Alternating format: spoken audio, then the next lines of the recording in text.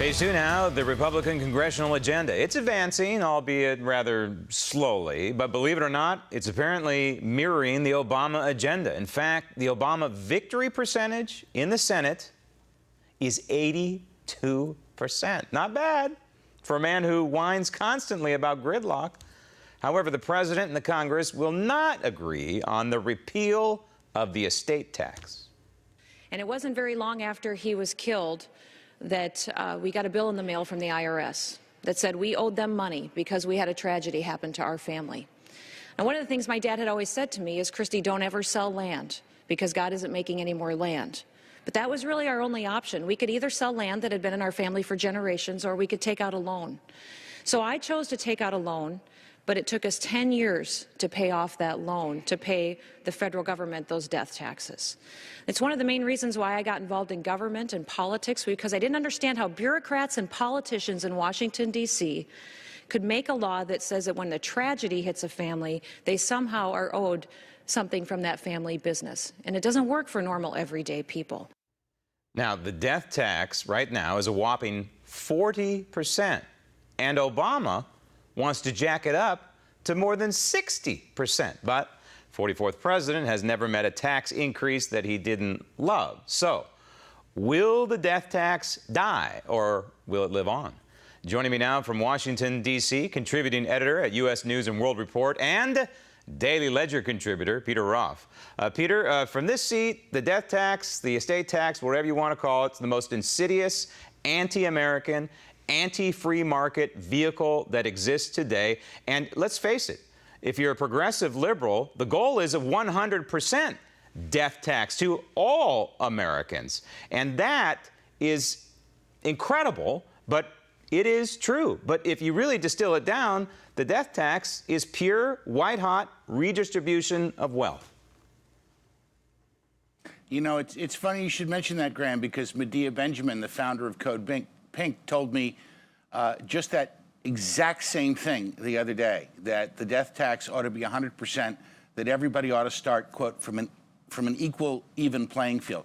The reality here is that the people who pay this tax are middle-class Americans like you and like me, who have money coming to them in the form of farms, businesses that have high value and low liquidity. Guys like Warren Buffett, Bill Gates and his father, the late Steve Jobs, they can hire armies of accountants and actuaries and lawyers, and they can protect as much of their money as they want. It's the folks who, like Kristi Noem was saying, her father who died unexpectedly, who aren't expecting to have to settle an estate quickly, who suddenly discover they have to be liquid or the government is going to take their assets. So they can either let the government take them or sell them. You shouldn't have to go to the funeral parlor and the IRS office on the same day. It's disgusting. And the threshold right now is, I believe, about $5.4 million. Now, to the average American, myself included, and possibly you, that sounds like a lot of money. And it is a lot of money. But it's, as you mentioned, it's not liquid cash. Well, and so, you know, as you... It's not a lot of money. It's a lot of money if you have it in cash in the bank. It's not a lot of money if it's the total value of the land and the supplies and the machinery and the livestock that you have on a family farm that's been in the family for 150 years. Right. Or if it's in a business. But also, Peter, not a lot of money. If you happen to live in the state of, say, Massachusetts or New York or California, homes, you know, in the millions of dollars start adding up very quickly. And those people are not necessarily, quote, rich. They just maybe happen to live in the right zip code, and the appreciation, the values have gone up. So you're in a quandary there just by your owning a home. And one of the great obscenities here is that all of this was acquired, purchased, built up, what have you, with after-tax assets. That you took the money that you had left after you already paid your tax on income and put it into a business, put it into a home, put it into a farm, put it into some appreciating asset because you were trying to provide a better life for yourself and your children and leave your children a substantial and meaningful legacy. So it's double taxation.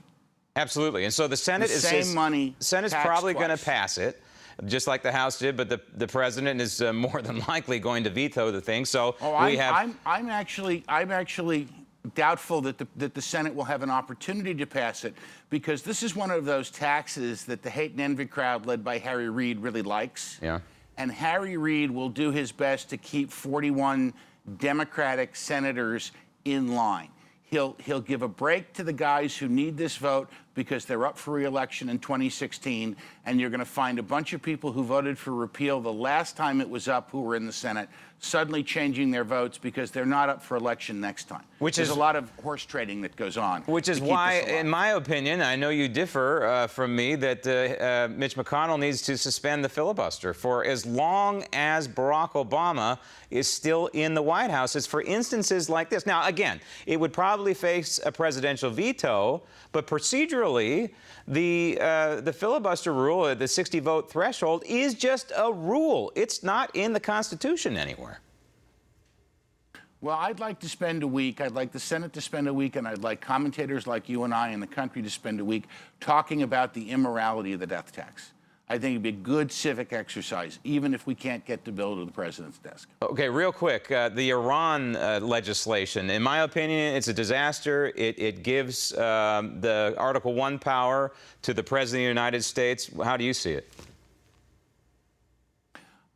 This is a deal that has the word bipartisan written all over it, and it looks like it. The president is protected. He submits something to Congress. Congress has to vote to disapprove. Then if the president vetoes the resolution of disapproval, then they have to get 2/3 majority in both chambers to override. It's entirely possible that they can do that, but by that time, Iran will have back everything that it wants. This is not a victory. And it's going to make dealing with Iran even more difficult for the next 2 or 3 presidents. But again, you have the filibuster facing you in the Senate. And in my opinion, what the Senate needs to do is what Mark Levin has suggested, and that's just as soon as the thing is released, as soon as the final agreement is released, take it. The United States Senate just takes it and has an up or down vote, and that's it. And that is executing their Article 1 powers of ratification, consent or not to a treaty. It could certainly be offered on the floor by any senator who chose to take it up.